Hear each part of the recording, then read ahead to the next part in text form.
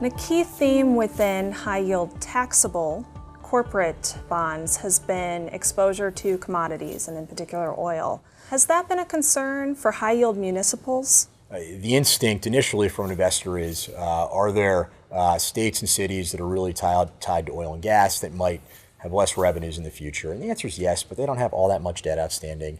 A lot of them are still in pretty good overall fiscal shape.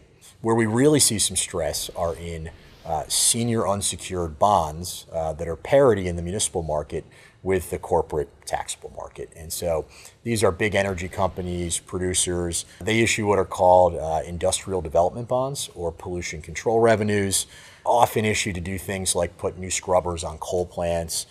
So they're issued in tax-exempt form.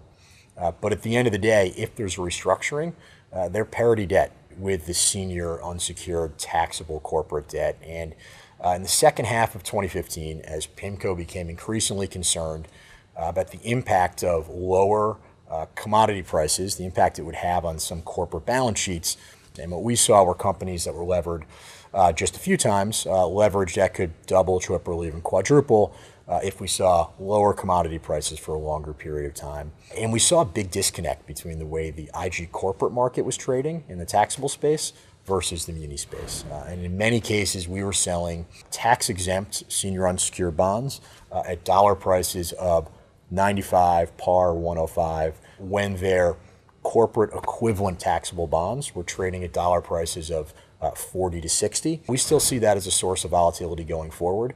We think on a risk-adjusted basis, a lot of those pockets of the muni market still look overvalued and will probably tend to move lower in price over the balance of the year.